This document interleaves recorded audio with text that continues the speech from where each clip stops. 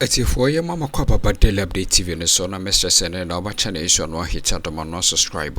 Send me drop in the latest news content abeje brand when you be etie. Na ye bora en seminima etie for Mensah woni man ka wa resign untwan se ba besakew.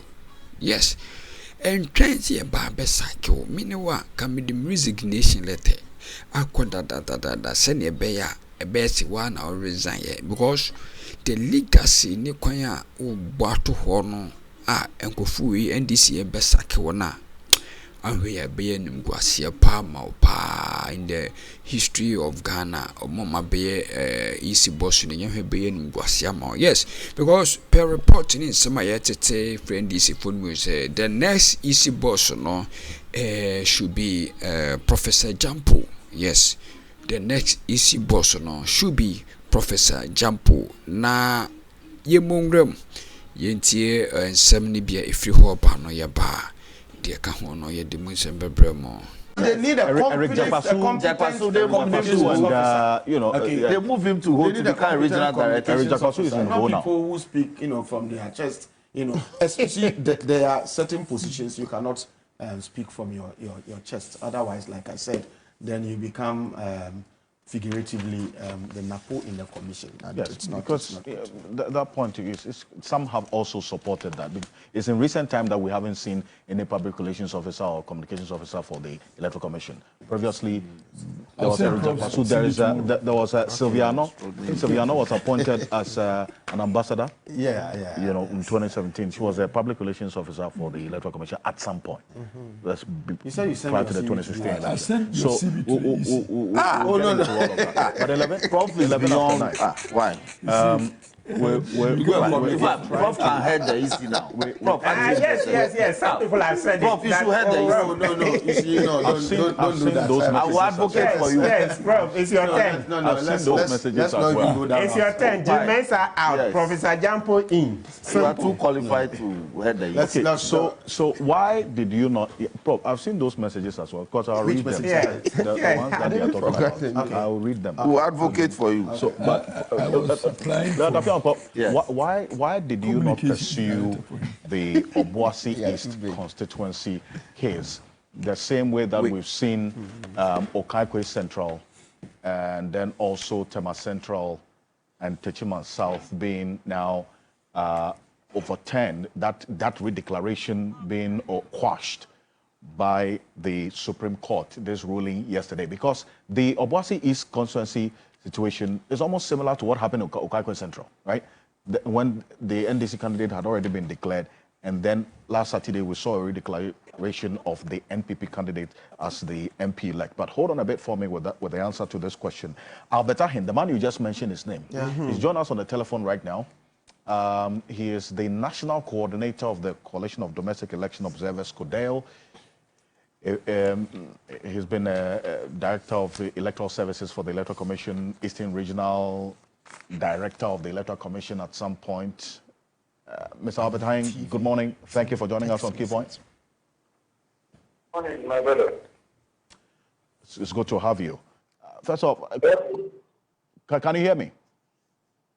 Yeah, I'm hearing you, my brother. Oh, you are not so well. No, I'm hearing you. Please go ahead. Oh, thank you. Thank you very much.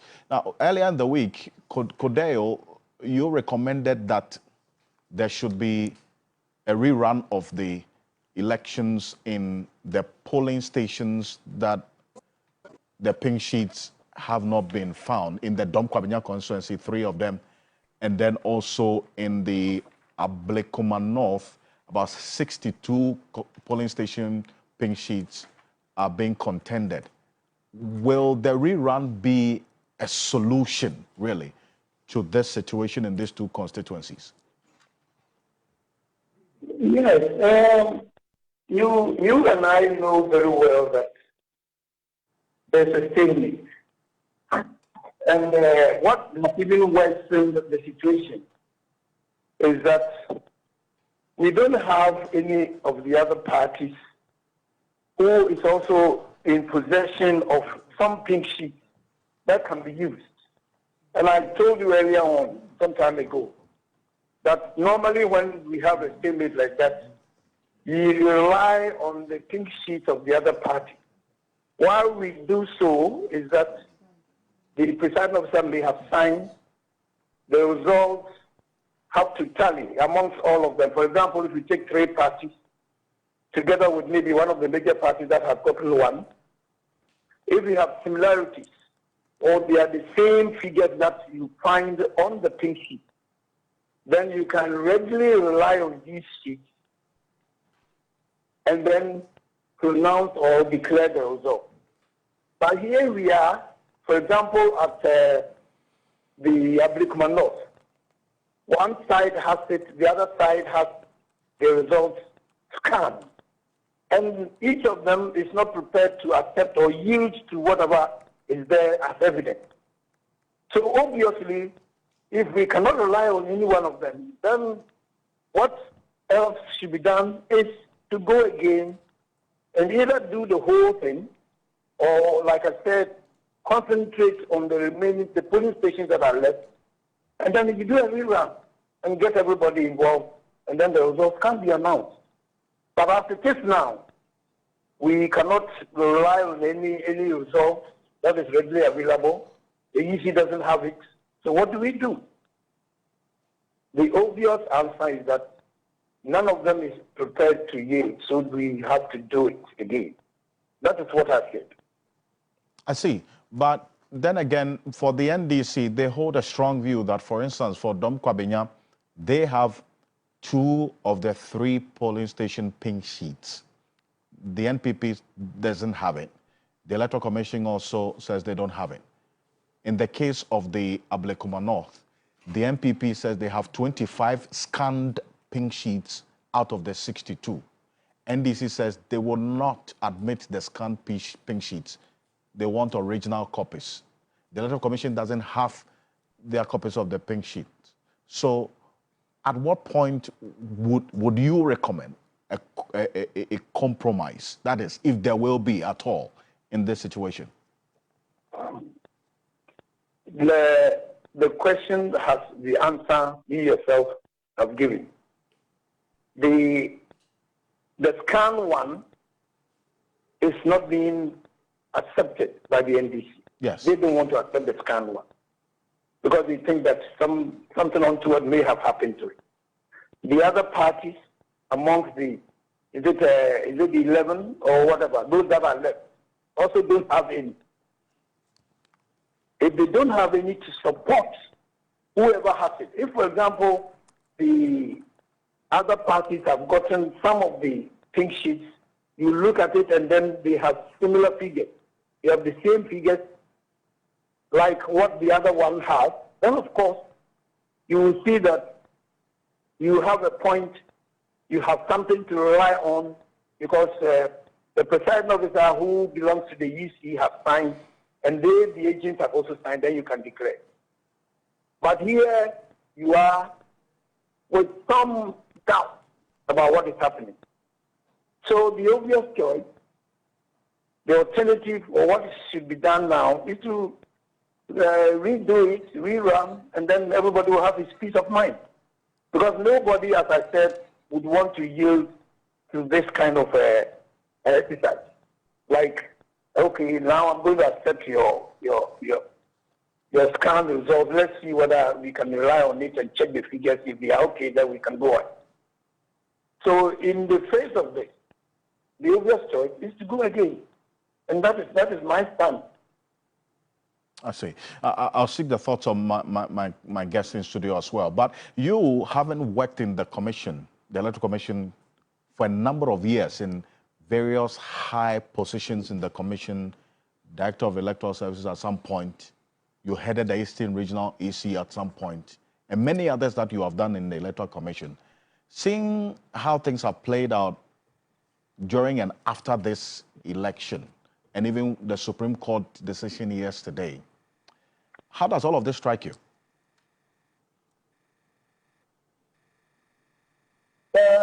You were talking about the Supreme Court decision yesterday. Yes. I'm not a lawyer. But if I read what was published or was read in the news. The decision is that the NDC wasn't given a chance to defend itself when they went to court. To be heard, yes. They were not allowed to present their case. So what the Supreme Court is saying is that let them present their case.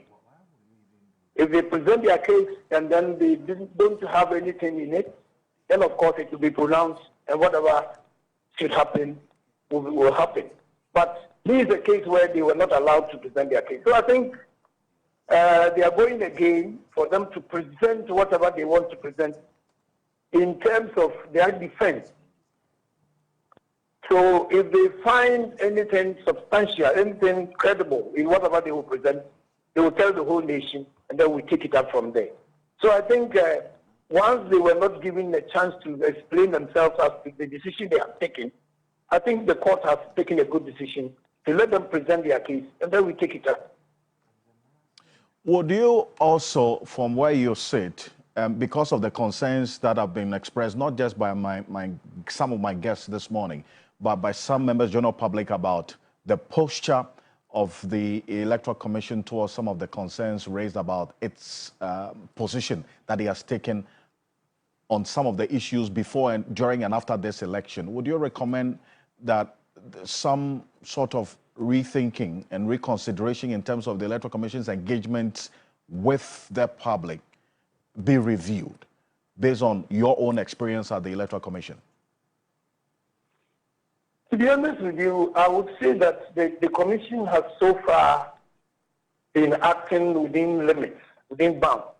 You see, it's difficult when you are, for example, in a situation to declare results and there's so much pandemonium. Some of the papers, for example, have been banned.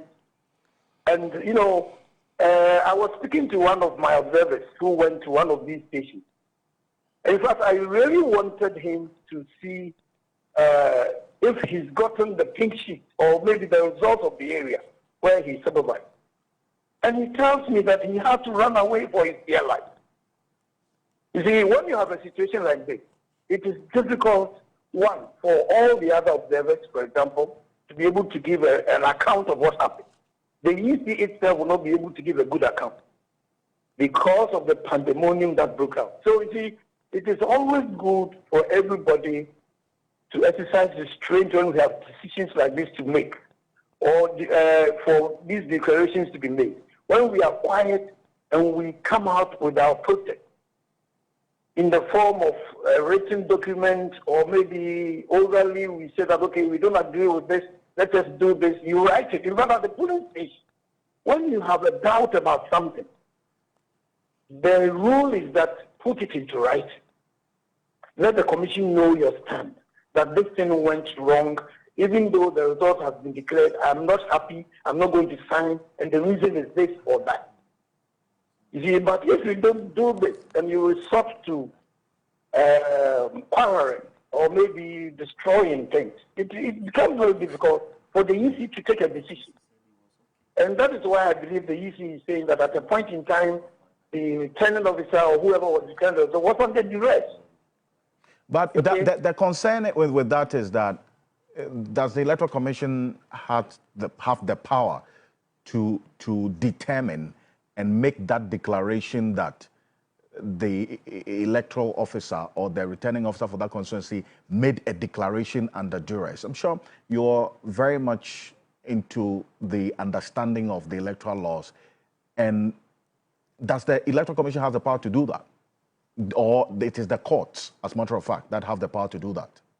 To be honest with you, I would say that when somebody says that he was under duress, it's only the court that can decide that one. As for that one, I will agree with you. I see. As for that one, I agree with you. But you see, the UC is also trying to say that you cannot force somebody to declare results against the person's will. Because the gentleman himself came out later on to say that he had to be forced to declare the result. You see, so if you were the electoral commissioner, would you agree? Would you say that the result should be allowed to stand when somebody has come out, your staff has come out that he meant or there was something different, that he was forced to say something else? Okay. No electoral commissioner will agree to this. Yes, but that's what I'm saying. So the best place is the court to decide. Right. Like you rightly said. So because you earlier agree with me that it is the courts, and in fact, that's what the law says, that it is the courts that decides this situation of whether there was duress or not. But then again, you end by making yes, you agree. The gentleman who said he was under duress will have to prove under what condition was he under duress. Yes. And that, of course, definitely will be at the court of law. So the Electoral Commission cannot on its own invalidate a result so declared because of the expression of duress by its officer. It cannot do that. It depends on the figures that are being quoted. You see, you send somebody to a polling station as a returning officer to return the results of the election. And that person is telling you that, no, what happened is different from what I did because I was there was other gunpoint or something. I was, so such a thing definitely, I don't think any electoral commissioner will agree when somebody tells the person that I was at gunpoint, somebody was trying to bully me, and so I had to announce C instead of B. So definitely, the answer to this question, it should be the court of law. And I agree with you. Okay. I agree with you, definitely. Right.